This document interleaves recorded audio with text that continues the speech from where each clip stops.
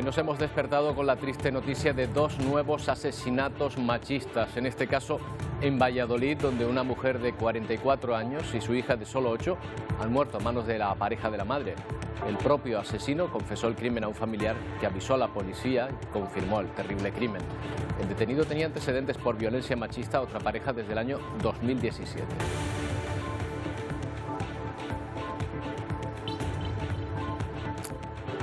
¿Qué tal? Buenos días. En Estados Unidos, un nuevo tiroteo masivo ha acabado con la vida de al menos 10 personas, dejando heridas a otra decena en un local de ocio de la localidad de Monterrey, muy cerca de Los Ángeles. El atacante, un hombre de 72 años, fue encontrado muerto poco después en su furgoneta. Otra matanza que evidencia la nefasta facilidad para acceder a las armas en aquel país donde, en este asunto, llueve sobre mojado.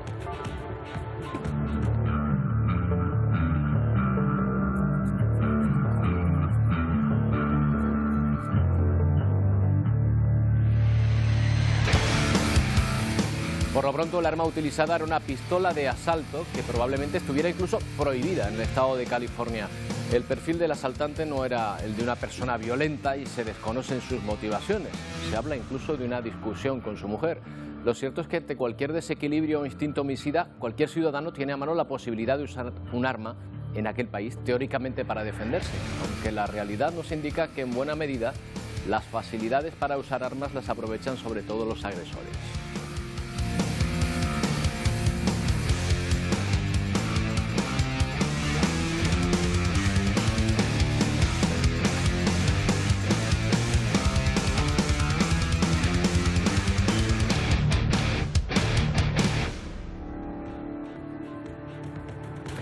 Y en Perú ya son 62 los fallecidos oficialmente desde que comenzaron las protestas contra la nueva presidenta del gobierno, Dina Boluarte. Los últimos enfrentamientos entre la policía y manifestantes se dieron en el desalojo de las protestas de la Universidad de Lima, un violento desalojo de unas 200 personas, también en la región de Puno. Por el momento el gobierno surgido tras el intento de autogolpe de Pedro Castillo no ha conseguido estabilizar la situación. Y a punto de cumplirse 3 años del estallido oficial de la pandemia que nació en China, los ciudadanos de aquel país tratan de volver a la normalidad tras la retirada de las fuertes restricciones impuestas contra el COVID. La celebración del Año Nuevo chino ha llevado al desplazamiento de millones de personas dentro y fuera del país. Una celebración familiar y muy señalada en China, cuyos ciudadanos vuelven a viajar fuera de sus fronteras.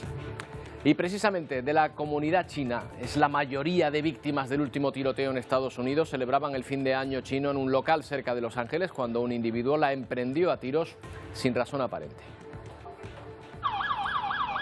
Tragedia en el inicio del Año Nuevo chino en Estados Unidos. Una hora después de celebrar su llegada, un hombre de origen oriental entra en esta discoteca de Monterrey.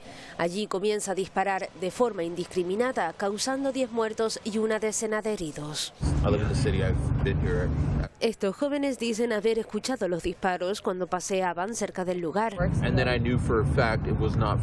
Creían que solo eran fuegos artificiales hasta que vieron a gente saliendo del local gritando y pidiendo ayuda. Tras el ataque, el individuo de unos 72 años se da la fuga. Las autoridades emiten así una orden de busca y captura con esta imagen del autor del tiroteo. Suspect has been identified as Hu Can Tran. Tras horas de búsqueda y de controles de tráfico, un fuerte despliegue policial cercaba esta furgoneta. En el vehículo localizaban el cuerpo sin vida del sospechoso. Tenemos que hacer algo para frenar esta ola de violencia, asegura esta ciudadana china en Estados Unidos. Algo que también cree la vicepresidenta Kamala Harris, porque, ojo al dato, en lo que llevamos de 2023 son ya 36 tiroteos en todo el país. Y aunque aún investigan si se trata de un delito de odio, lo cierto es que, como indica este joven, la comunidad asiática ha perdido a muchas personas en crímenes contra este colectivo en Estados Unidos. De hecho, según el Centro para el Estudio del Odio y del Extremismo, solo entre 2020 y 2021 se han incrementado por encima del 300%. No es la primera vez que hablamos de asuntos como este en Estados Unidos, no es la primera vez que lo hacemos con María Rosman. ¿Qué tal, María? Decía yo antes que llueve sobre mojado. En esta terrible normalidad, así lo hemos titulado en Estados Unidos, porque cada 2 por 3 ocurre un suceso de estos. Exactamente, la facilidad con la que la gente puede acceder a las armas pues demuestra que al fin y al cabo se cobra vidas. Digan lo que digan, es lo que está pasando en Estados Unidos, un país en el que realmente vemos que esto es lo normal, ocurre prácticamente a diario, solamente que nos enteramos de los más impactantes, pero es lo normal, pasa todo el tiempo. Y es que sea lo normal que la gente muera por armas de fuego realmente dice mucho de lo que este país tiene que cambiar, incluida la Constitución y el derecho a portar armas. Es que desequilibrados hay en todo el mundo y en todos los países. Personas desequilibradas en una situación mental complicada con un arma en la mano es más difícil, ¿no? Y al cambio en Estados Unidos se da con facilidad. Y sobre todo este tipo de armas, porque alguien puede atacar a alguien con un cuchillo, pero es muy difícil matar a 10 y herir a 20 con un solo cuchillo. Esto era una pistola de asalto. Que con un arma de asalto puedes, evidentemente, apretar el gatillo y matar a mucha gente. Está prohibida esta arma en Florida, pero no es difícil conseguirla en otro estado y atravesar la frontera entre estados y llevarla donde tú quieras. Pero volvemos a ver tristemente lo que tú decías exactamente, Roberto. Llueve sobre mojado. Se dice, y sin embargo continúan defendiéndolo. Se ha encontrado muerta esta persona. Bueno, pues hablando del desequilibrio del que hablamos, se dice que el motivo podría estar en una discusión con su mujer. O sea, no sé, sí, ese momento de ofuscación, claro, armado, ¿no? Es lo que... Bueno, se sabe que este señor, por lo visto, también había acudido al departamento de policía previamente y había dicho que lo estaban intentando envenenar en su casa, que lo estaban intentando matar. O sea que probablemente algún tipo de desequilibrio sí que habría para que, obviamente, nadie puede estar en su sano juicio para hacer este tipo de cosas. Pero algo, de alguna manera, este señor estaba pasando por esta circunstancia que, accediendo a un arma, pues fue y causó pues esta tragedia, ¿no? Bueno, este es uno de los debates ahora, el más perentorio ahora mismo en Estados Unidos. Este suceso pues, se ha producido hace apenas unas horas y también se habla de los papeles de Biden. 13 horas se ha pasado el FBI buscando documentos en casa de Joe Biden desde las 9 de la mañana del sábado hasta las 10:30 de la noche. Y todo ese tiempo les ha dado para encontrar más archivos clasificados. 6 documentos más, en concreto. Eso sí, fue una búsqueda pactada, ofrecida de forma voluntaria por Biden y sus abogados. Estos documentos datan de la época en que Biden era senador por Delaware y de su mandato como vicepresidente de Barack Obama. Esto es entre 2009 y 2017. El titular del Departamento de Justicia ha designado un fiscal especial para que investigue este caso, este asunto. Que volvemos a lo mismo, ya no están todos los papeles como qué contienen esos papeles, qué tipo de documentos son.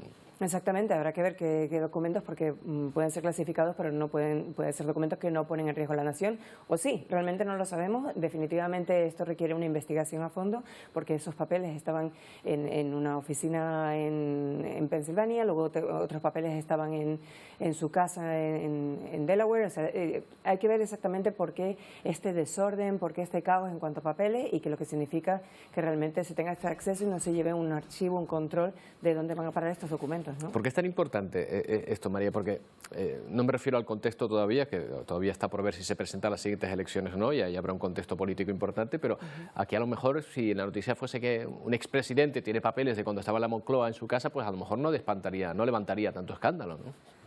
Bueno, vamos a ver, estamos hablando, depende de qué documentos, ¿no? Claro. En el caso, por ejemplo, por citar algo porque no conozco en el caso de Biden cuáles son, pero en el caso de Trump, algunos de estos documentos parecen incluir pues la lista de empleados de inteligencia del servicio secreto, es decir, al fin y al cabo nombre, apellido y contactos de espías y sus familias. Eso pone en riesgo, obviamente, a estas personas y a la seguridad del país. Entonces vamos a ver qué tipo de documentos son y cuál es la importancia. Pero el hecho de que este gobierno ha hecho que es tan transparente y luego resulta que salen estos documentos, cierto es que están cooperando, pero están cooperando después de que ya se habían encontrado documentos justo antes de las elecciones de noviembre y no lo dijeron hasta después de las elecciones. Entonces realmente ponen entredicho esta administración, esta Casa Blanca, justo ahora que estamos a punto de que sea el discurso del Estado de la Unión, que es el 7 de febrero, y supuestamente a continuación Biden va a decir si se postula o no para 2024. Es decir, tiene un peso político importante y habrá que descubrir. O sea, realmente aquí el que la hace la paga. Si realmente lo hizo, habrá que ver. Quizá fue tanto que criticaron los papeles de Donald Trump cuando se hallaron en su casa, que ahora al encontrarlo también en la casa de él, pues ahora es víctima, ¿no?, de esa propia campaña o de esas propias críticas contra Trump, ¿no? Obviamente, claro, también hay que entender que las circunstancias son diferentes. Ahora mismo hemos encontrado a lo mejor menos de 20 documentos, mientras en el caso de Trump son cientos. En el caso de Biden es voluntario todo lo que se está haciendo, en el caso de Trump realmente se opuso, hubo que hacerlo por medio de una orden judicial. En fin, hay bastantes diferencias entre ambos, pero sí, ¿no?, viene de dos partes. Los demócratas critican a los republicanos por lo que hizo Trump y los republicanos que dijeron que lo que hizo Trump no era para tanto, ahora ahora es mucho lo que está haciendo Biden.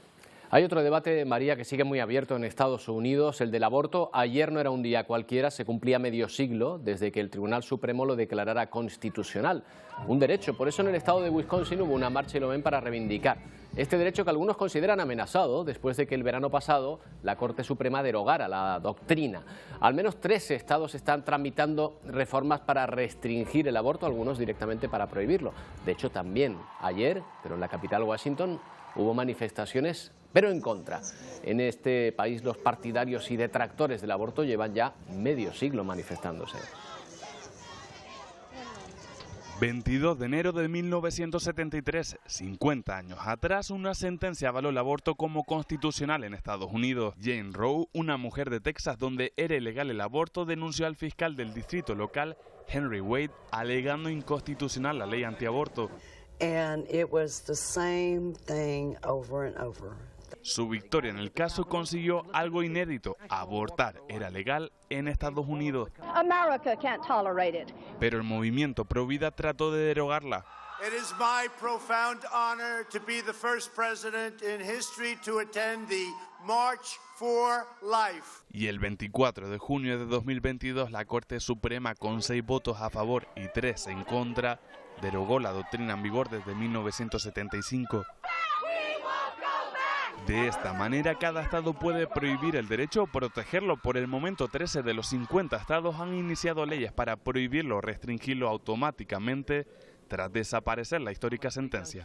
Claro, estos movimientos se reavivan porque ahora son los estados, tras la sentencia del Supremo del verano, quienes deciden qué pasa con el aborto, con la cobertura que tiene el aborto en su estado, en su territorio, ¿no? Exactamente. Recordemos que en Estados Unidos cada estado tiene una potestad bastante importante en cuanto a la autonomía que tienen sus leyes, sus legisladores y lo que hacen, ¿no? Entonces tenemos estados que son más conservadores, otros menos conservadores, y ahí es donde vamos a ver realmente si lo dejan en manos de ellos y se aprueba, pues lo que hemos visto. En algunos han restringido el aborto, en otros lo han prohibido completamente, lo han penalizado, y ahora mismo esta manifestación se llevó a cabo en Madison, la capital de Wisconsin, precisamente porque van a someter a voto qué va a pasar con el aborto en el Estado, ¿no? Entonces era importante desde ese punto de vista. Pero claro, es muy polémico. Esto debe dar también situaciones rocambolescas, ¿no? Como en un Estado donde no se permita, que está a lo mejor haciendo fronteras, en otro donde sí, con lo cual la prohibición llega hasta donde llega, ¿no? Sí, pero hay algunos estados que están intentando incluso hacer que sea ilegal para un residente de su estado ir a otro estado a buscar un aborto.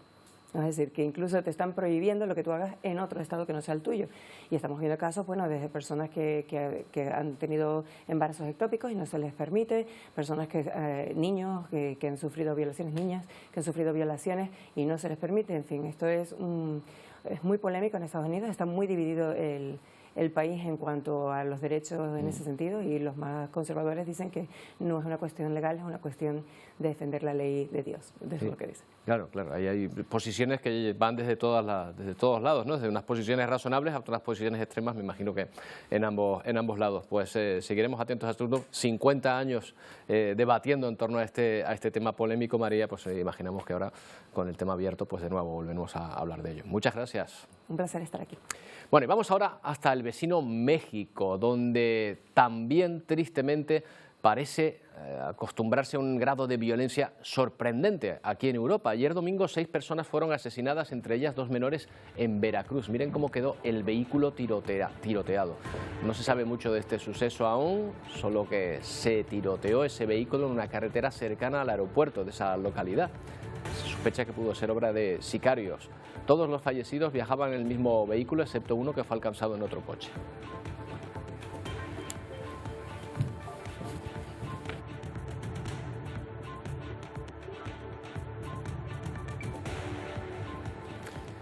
Otra noticia violenta nos lleva hasta Mogadiscio, la capital de Somalia, donde un atentado ha matado al menos a 5 personas. 3 explosiones que afectaron al ayuntamiento de la ciudad en un ataque que ha sido reivindicado por el grupo yihadista Al-Shabaab, que realiza ataques en esta zona desde 2006. El atentado se produjo días después de que el ejército somalí lograra recuperar el control de varias localidades estratégicas en el estado central de Galmudug, una acción que se enmarca dentro de la ofensiva del gobierno contra varios grupos relacionados con Al-Qaeda.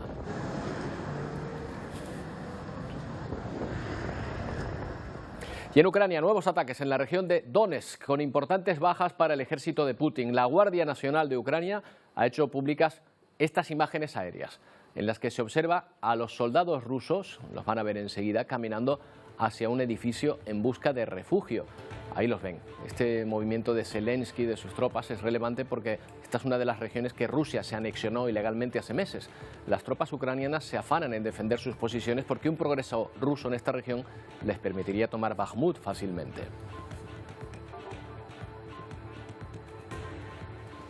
Bueno, ya saben que Ucrania pide tanques para aumentar esa defensa. Sobre la guerra hablaron ayer Macron y Scholz, reunidos en París por el 60 aniversario del Tratado de Amistad entre ambos países.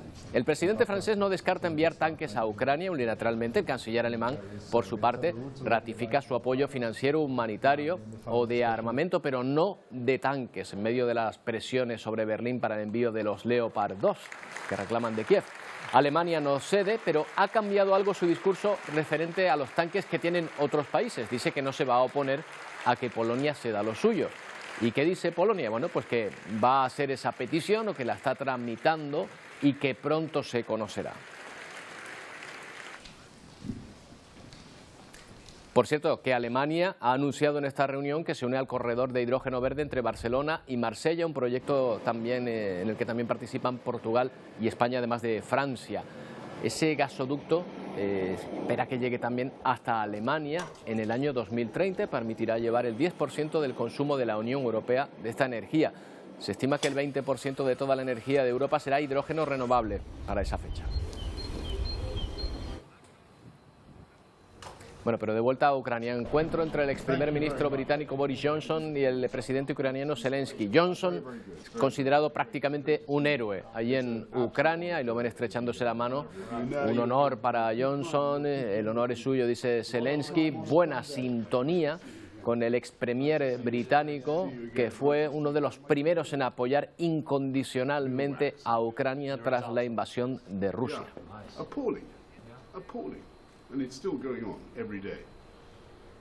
Y en Perú, el desalojo y la detención de más de 200 manifestantes que acampaban en la Universidad de Lima ha vuelto a provocar protestas. Los familiares piden la libertad para los arrestados. Defensores de derechos humanos y familiares siguen a las puertas de las dependencias policiales a la espera de información sobre los manifestantes y estudiantes arrestados.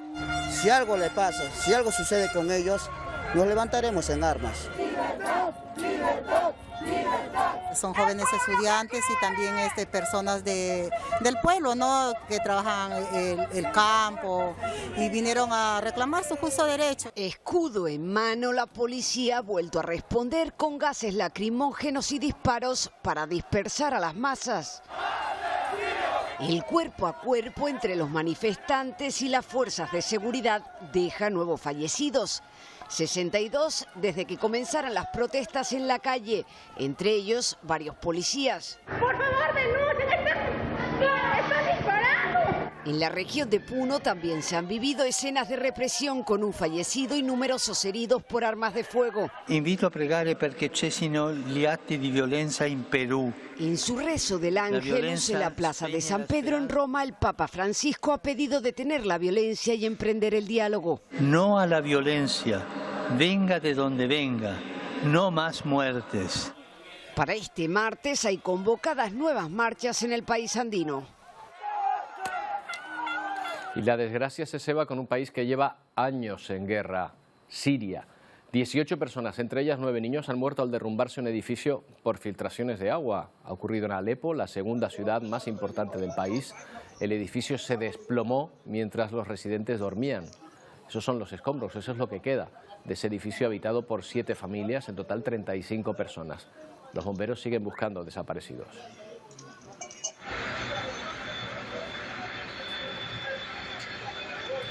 La quema de un Corán en Suecia reaviva las tensiones con Turquía.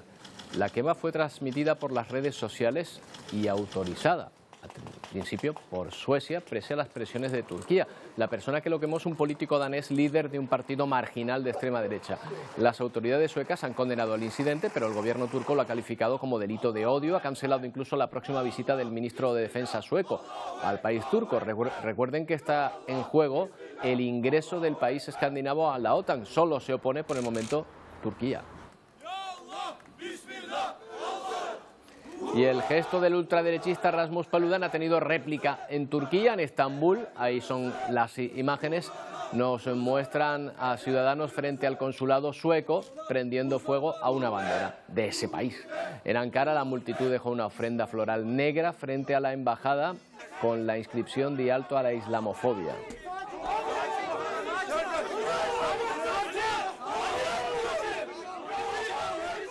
Más manifestaciones ayer en Bruselas contra la detención en Irán de un trabajador humanitario, el belga Olivier van de Castel, que ha sido sentenciado a 40 años de prisión por espionaje. Durante el acto tomaron la palabra las hermanas de Olivier, que está encarcelado desde febrero del año pasado. El futuro del trabajador belga parece estar ligado al del diplomático iraní Assadi, que cumple en Bélgica una condena de 21 años de prisión por terrorismo.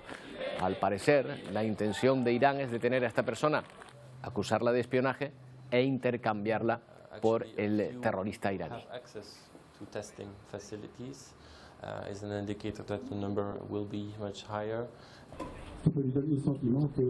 Bueno, y ante todo este escenario de violencia e inestabilidad que hemos visto en buena parte del mundo, ¿cuándo de cerca creen que estamos de la guerra nuclear? No es una pregunta alarmista, es la respuesta ante la actualización hoy del reloj del juicio final, creado en 1974, para advertir a la humanidad de los peligros de la guerra atómica. En 2020 se ajustó el reloj, fue la última vez, 100 segundos. Hacia la medianoche se avanzó, se acercó a esa hora terrible de una posible guerra nuclear. Y se va a actualizar mañana, 24 de enero, para determinar cuánto más cerca o más lejos estamos de esa posición durante los últimos 3 años. Se cree que este año nos vamos a acercar más al juicio final por el panorama actual, la guerra de Rusia contra Ucrania, los fenómenos climáticos y la pandemia de COVID que sigue mutando.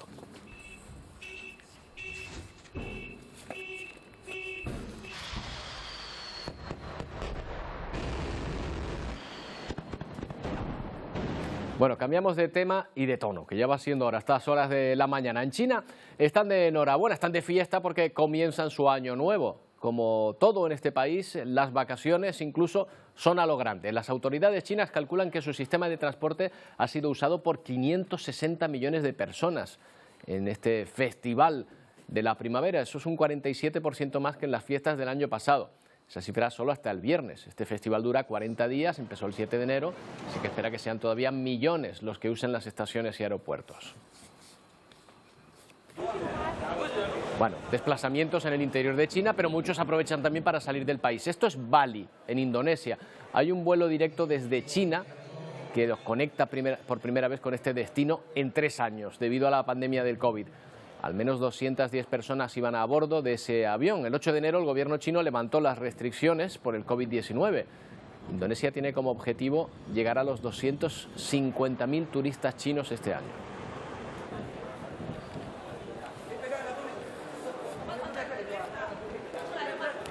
Y hablando de China, ¿saben cuántos españoles están aprendiendo a hablar chino?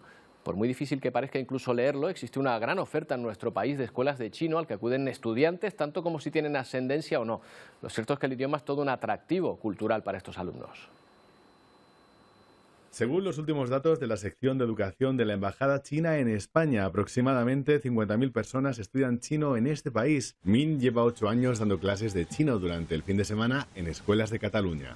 Los alumnos que vienen los sábados tienen de 3 a 14 años. La mayoría son alumnos de familias chinas. Durante los primeros 4 horas se da clase de chino y la última hora se da clases de manualidades o dibujo, etc. Todo en chino. También enfocamos en la explicación de la cultura, que es un idioma que consiste en muchas partes como la escritura de caracteres, las leyendas, la historia china. El centro tiene material tanto para alumnos de familias chinas como para los alumnos que provienen de otros países, que muestran interés por aprender chino. Estudio chino porque empecé como asignatura en una escuela que se estudiaba chino. Entonces, como ya tenía un poco de nivel, quise continuar. Llevo estudiando chino 1 año. Me pareció un poco difícil porque los caracteres que hay que escribir no se memorizan muy bien y también es un poco difícil de pronunciar. Al principio me parecía bastante complicado, pero poco a poco lo fui entendiendo mejor y se me hizo más fácil. Un idioma que cada vez cuenta con más adeptos. María Ángeles Blanco es creadora de la Escuela de Chino Bai y una de esas personas detrás de esta oferta a una demanda cada vez más creciente. ¿Qué tal, María Ángeles? Buenos días. Buenos días, Roberto. Encantada de estar aquí. Muchas gracias por la invitación. Muchas gracias a ti por tu tiempo. Bueno, ahora nos dirás que el chino no es tan difícil como parece. Pues realmente no es un idioma difícil. Lo sabía. Lejos de Pero yo siempre lo digo, ¿eh? En la vida no hay nada fácil o difícil. Realmente hay cosas que necesitan más o menos constancia. Ya está en nosotras y en nosotros decidir si le podemos y queremos dedicar todo el tiempo que requiere. Que sí que es verdad que es un idioma que requiere tiempo. Claro. Pero no es algo difícil que te lo expliquen y no sepas entenderlo, no puedas entenderlo, o sea, una gran complejidad su estructura gramatical ni nada de eso. Usted mejor que nadie estará percibiendo este interés por la cultura y por el idioma chino del que estamos hablando. ¿A qué cree que se debe? Efectivamente. Hay un interés cada vez más alto en el idioma y la cultura china y bueno, son varios factores, sobre todo depende del rango de edad en el que nos estemos centrando. Por ejemplo, si estamos hablando de los adultos, sobre todo el interés viene a nivel de que las empresas tienen mucha relación con China, no hay casi prácticamente empresa que no tenga una relación directa o indirectamente con China, ya no por la compra de productos, es por la venta de productos a China. Entonces, a nivel profesional está teniendo un interés cada vez más alto, tanto empresas también están demandando no solamente a gente que sepa hablar chino, sino que entienda la cultura china y la cultura de los negocios con China, que es muy dispar a cualquier otro país del mundo. Claro. Usted conoce ese país, creo que ha estado viviendo allí y ejerciendo como abogada, nada menos.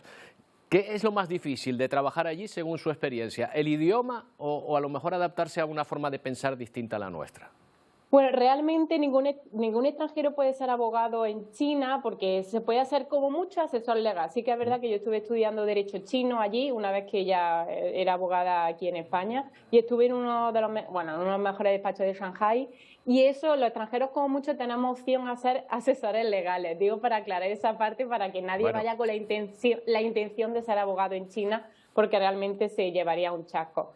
Pero en cuanto a la pregunta, yo creo que nos estamos sumergiendo en un país que todo es bastante complejo, tanto el idioma como la cultura. A mí lo que más me impactó tal vez fue la cultura, porque sí que es verdad que a nivel profesional hay ciertos ámbitos donde se puede hablar en inglés sin ningún problema, sobre todo en ámbitos internacionales. Es decir, si nosotros trabajando en una empresa internacional nos vamos a ir a China, realmente el idioma no es algo que nos debería preocupar en exceso, sobre todo porque estas empresas están radicadas en Shanghái, en Pekín, y ahí se suele hablar inglés en esos idiomas. Pero sí que es verdad que la cultura, a pesar de que tenemos muchas cosas en común, sí que es algo que debemos como adentrarnos y que cuesta mucho. Es una cultura muy hermética y una sociedad muy hermética, así que es cierto en muchos aspectos. Claro, hombre, nosotros tendremos también nuestras peculiaridades para ello. Seguro que a los chinos que nos visitan o que vienen a vivir con nosotros les sorprenderá muchas cosas que se las comentarán a ustedes. ¿Cuáles son las principales? ¿Qué les llama la atención?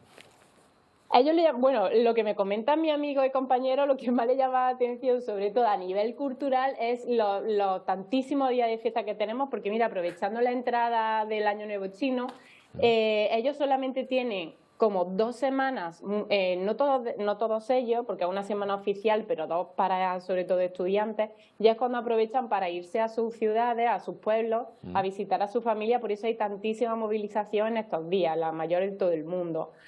Entonces ellos cuando vienen a España, sobre todo a trabajar y ven que tenemos tantísimos días de fiesta, es como, o sea, es algo que le llama muchísimo la atención y que le encanta también al mismo tiempo. También nuestra cultura de tomar el sol, de ir a la playa, ellos es algo que no lo conciben, o bueno, no de la forma en que a nosotros nos gusta. Bueno, por cierto, el Año Nuevo chino, que esto es más complejo que una Nochevieja, ¿no? Nosotros pensamos, bueno, el Año Nuevo, pero claro, un Año Nuevo que se celebra muchísimo tiempo, muchísimos días seguidos, ¿no?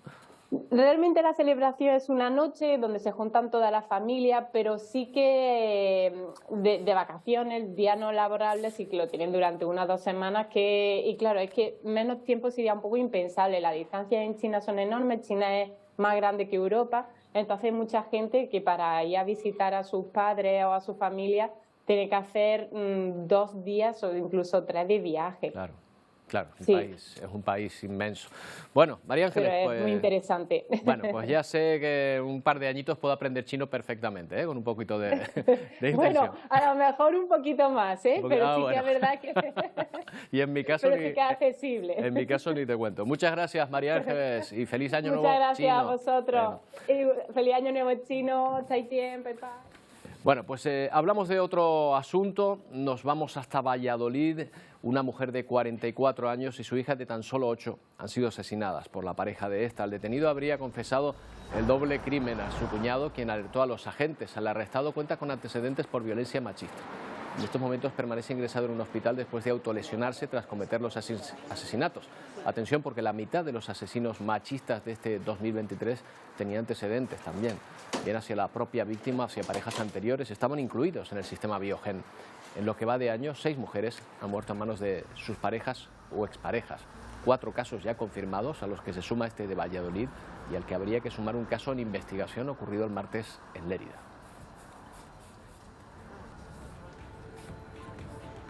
Bueno, y hacemos una pausa mirando a Madrid Fusión, esa feria de la gastronomía que acaba de comenzar. Estas son imágenes en directo que nos llegan desde allí. Hasta el miércoles van a pasar por allí unas 16.500 personas bajo el lema Sin Límites. Cocineros de todas las procedencias, también de Canarias, darán rienda suelta a toda su creatividad. No tardamos.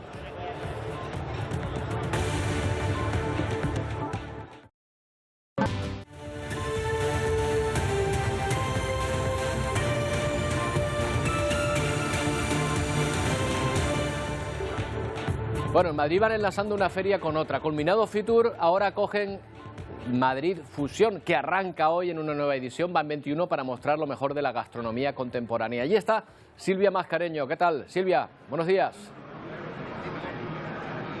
Buenos días. Como decías, una vez que Fitur cierra sus puertas, IFEMA acoge otra de las grandes citas del año, Madrid Fusión, la gran cita de la alta gastronomía que reúne a los mejores chefs del mundo con los productos más exquisitos. Objetivo, lograr el plato perfecto. Y en ese complicado panorama, las islas intentan hacerse un hueco en los últimos años, así que repitan la mayoría de ellas. Entre otras, Tenerife, con el pabellón más grande de esta edición de Fitur, pero también Gran Canaria, Fuerteventura, Lanzarote, La Palma, e incluso hay 2 ayuntamientos que vienen por libre.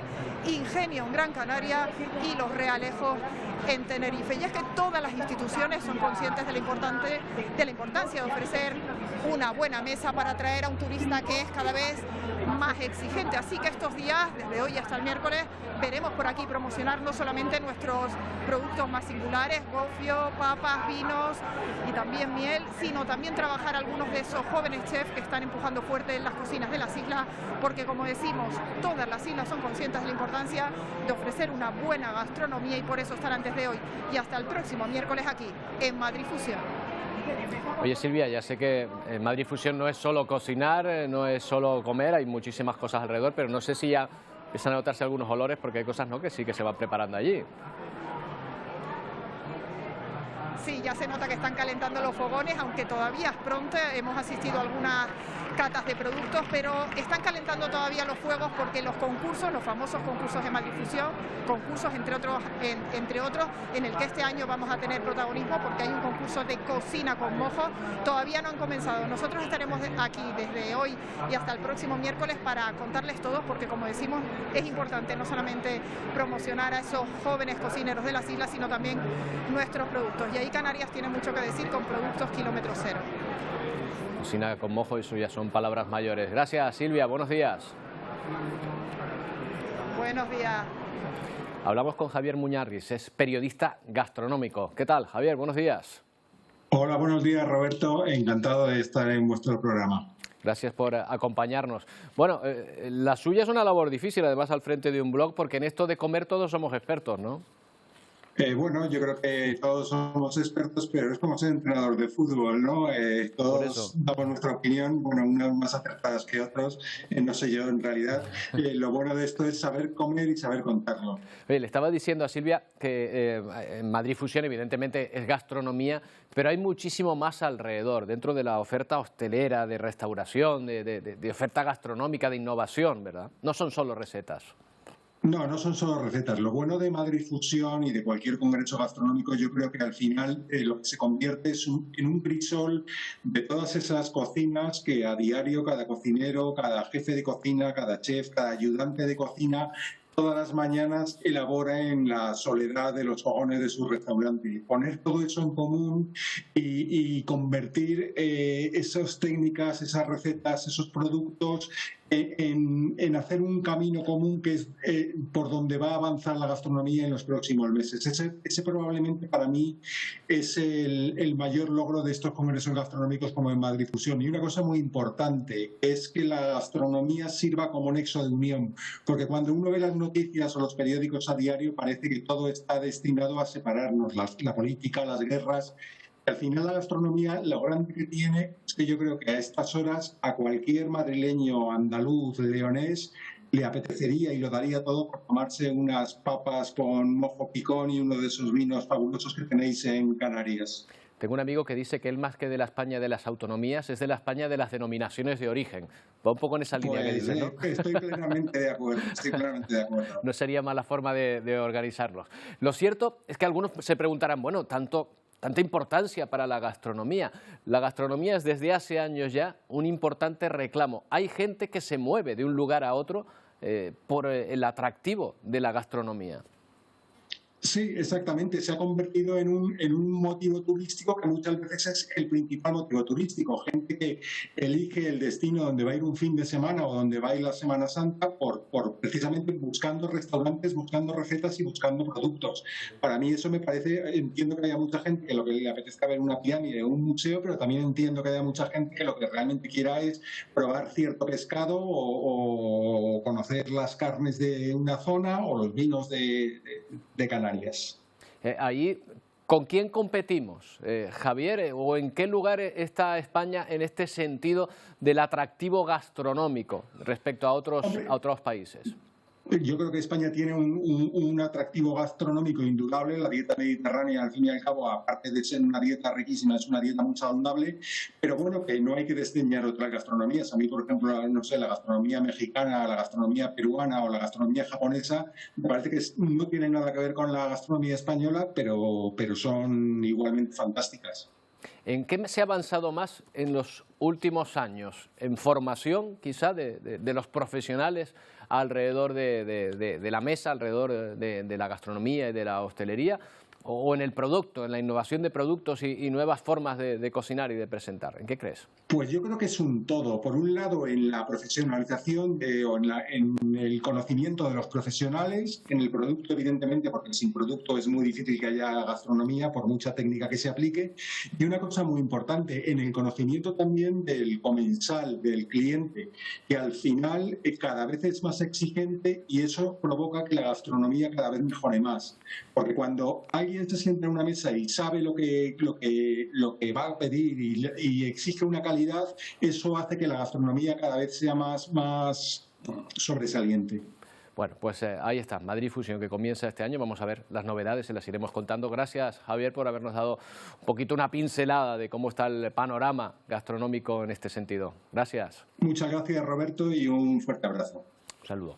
Bueno, pues ahora nos vamos con nuestro compañero Dan Sister, que ha encontrado, fíjense, un argentino y a un brasileño que crean réplicas, ambos por igual, de importantes estadios de fútbol, desde el Bernabéu hasta el Estadio de Lima. Y además intentan ganar algo con ellas, vendiéndolas a través de Instagram. Dan Sister nos da más detalles. Hola, ¿qué tal? Saludos desde Sao Paulo. No hay quien pueda negar que Brasil y Argentina son históricamente dos grandes fábricas de cracks que hacen arte en estadios de fútbol.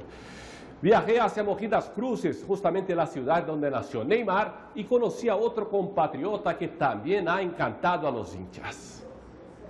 Esta es la habilidad de Elías Gouveia, con material reciclado que encuentra en la calle.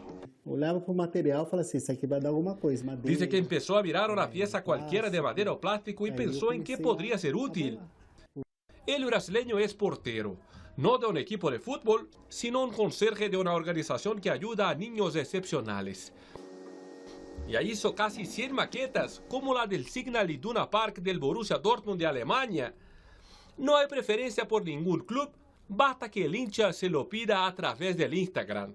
Tiene el Santiago Bernabéu del Real Madrid y el Camp Nou del Barcelona, la casa del Palmeiras de Brasil, así como la de sus rivales Corinthians y Sao Paulo, el peruano Monumental de Lima, los uruguayos Centenario y Gran Parque Central, y los argentinos. Pero de este país vamos a presentar el trabajo de Néstor Fabián Lavia en Buenos Aires. Él no solo fabrica maquetas, sino también patentó su idea de vender en la misma red social mesas ratonas como estas, los archirrivales, los países vecinos, con el fútbol arte en común. Me pregunto si tendrán réplicas a lo mejor hechas ya del Insular o del Heliodoro. Wendy, Pedro, eso aquí se vendería muchísimo. ¿Qué tal? Buenos días, compañeros. ¿Cómo viene la mañana?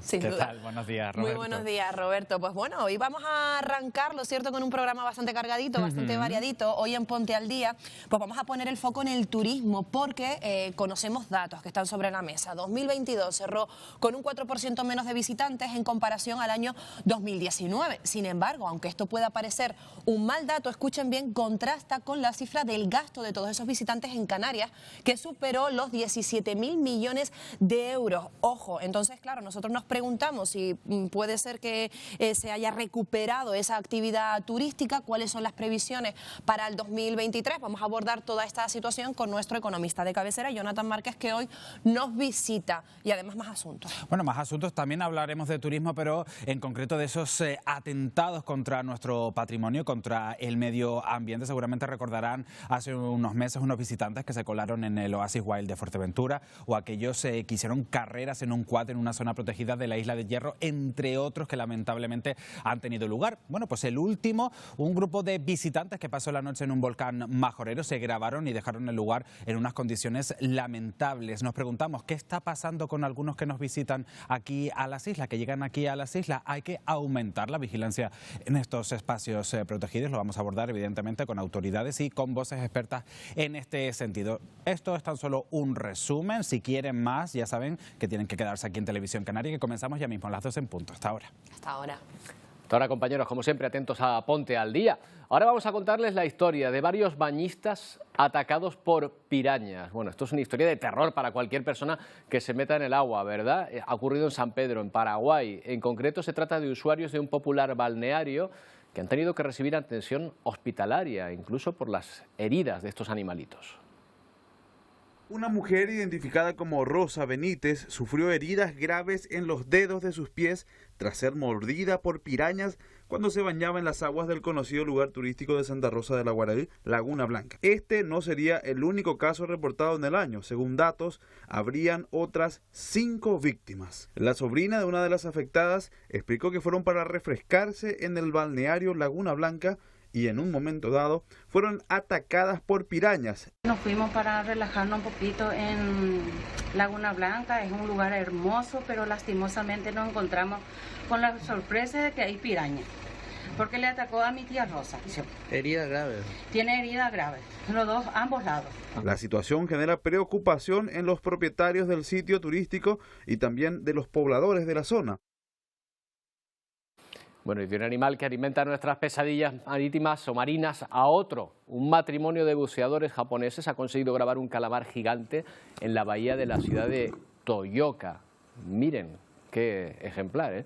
Alertados por una persona que les dijo haber visto el calamar, no dudaron en aproximarse hasta el lugar, lo avistaron y lo grabaron con algo de temor, ¿eh? Los dos buceadores se acercaron a grabarlo mientras el animal nadaba cerca de la costa. No nos dicen cuánto medía, pero allí hay unos cuantos metros de calamar. Y ojo, porque a veces estos animales pueden ser agresivos.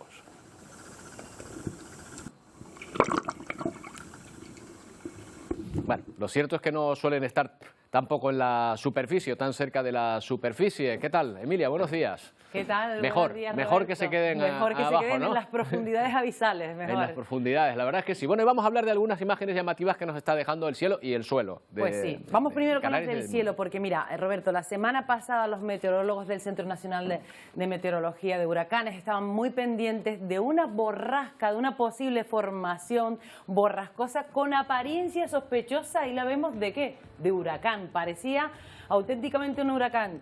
¿Cuál es la excepcionalidad de esta imagen? Pues que está a 40 grados de latitud norte, al noroeste de la costa de Estados Unidos, y no suele formarse un huracán en esas latitudes tan altas y con aguas, mucho menos con aguas tan frías. Estuvieron investigándolo, lo llegaron a denominar Inves 90L, que es el nombre que se le denomina a esas formaciones justo antes de ser huracanes. Pero es que hay meteorólogos que dicen que igual sí que fue huracán, y incluso lo llegaron a llamar, si hubiera sido el primero, Arlene, de la primera lista. De momento se disipó porque siguió caminando hacia latitudes más al norte con temperaturas mucho más frías, y al final se disipó en Nueva Escocia. No es época de huracanes, además. Es que no es época, porque la temporada de huracanes, eso es lo excepcional, es del 1 de junio al 30 de noviembre. Mira, el primer huracán que se formó en la historia del que se tienen datos fue el 3 de enero de 1938.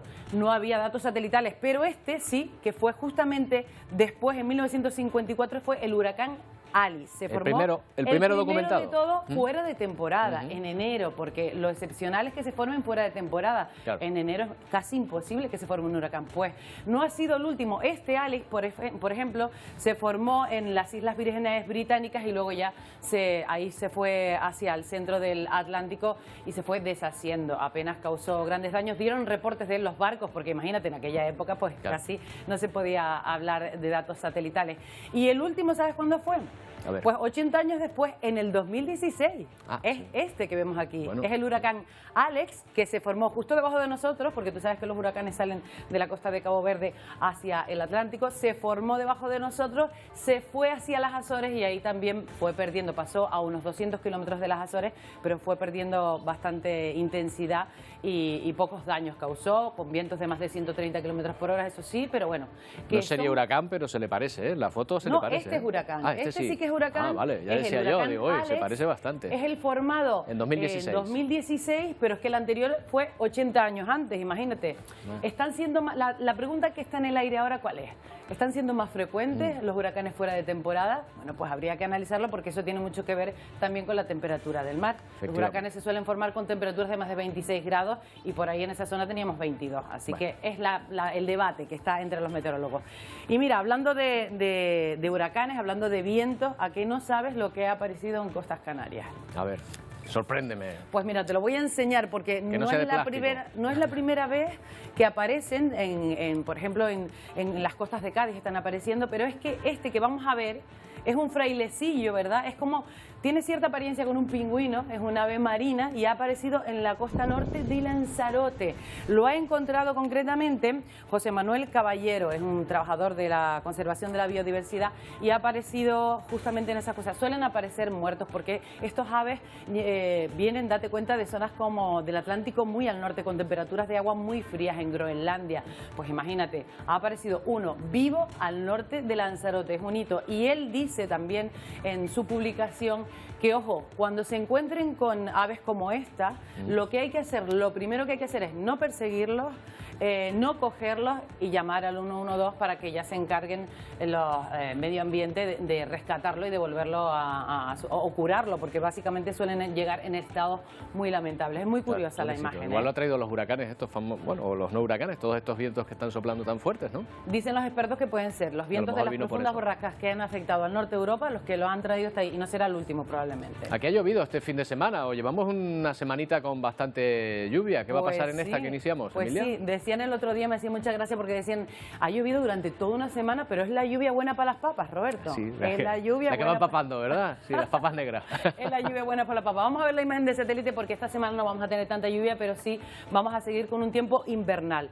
Bueno, pues la nubosidad hoy, básicamente en la cara norte y este de La Palma, en la isla del Hierro, también en La Gomera, nordeste, si te fijas, de Tenerife, en el norte, mitad norte de Gran Canaria, Fuerteventura y Lanzarote prácticamente cubiertas de nubes bajas durante el día de hoy. Y fíjate en este manchón negro que tenemos por aquí, porque ahora te voy a explicar, no nos va a llegar, hay que decirlo, no nos va a llegar, pero ahora te voy a explicar de dónde viene. De momento lo que tenemos es una nortada, que se suele llamar así, que es cuando todo nos viene del norte, ese aire frío también que ha pasado por la península, pues con vientos del norte-nordeste, que son los que nos han traído esas nubes que han precipitado, porque son nubes de carácter de tipo bajo. Vamos a la imagen que te decía de Meteorred para indicarte dónde está el anticiclón. Estuvo la semana pasada muy pegado aquí, se fue desplazando, el viento que nos llega a nosotros es del nordeste, como ven, y fíjate en esta formación que tenemos aquí girando el sentido contrario a las agujas del reloj, ¿la ves? Pues de ahí viene ese manchón negro que te acabo de enseñar en la imagen de satélite, es un frente asociado a esa inestabilidad, esa bolsa de aire frío en altura. No nos va a afectar, como decíamos, pero sí nos va a afectar el viento a nosotros, Roberto. Vamos a ver qué tenemos para el viento, porque a partir del miércoles por la tarde empiezan a crecer, a intensificarse, a arreciar esas rachas de viento que han provocado pues que la Agencia Estatal de Meteorología emite un aviso amarillo para La Palma, para Fuerteventura, para las costas de La Gomera y de Tenerife. Rachas que podrían superar los 70 kilómetros por hora. La previsión para mañana, pues mira, básicamente esta semana no va a ser muy lluviosa. Las nubes se van a acumular en el norte, sobre todo en el norte de las islas con mayor relieve. Ambientes despejados por el sur. Situación de viento del nordeste aumentando ya de cara al jueves con más rachas. Y en el mar, ojo, porque sigue el mar con mala mar, mar de fondo de olas de hasta 2 metros de altura, sobre todo en las costas del norte. Eso es lo que vamos a tener a priori estos 2 primeros días de la semana. Bueno, y cuidadito con el viento que está por llegar. Gracias, pues sí, Emilia. Venga, será mañana más. Bueno, pues aquí lo dejamos. Llega ya Ponte al Día. Nosotros volvemos mañana, como siempre, a las 11 en una nueva edición de Atlántico Noticias. Feliz día.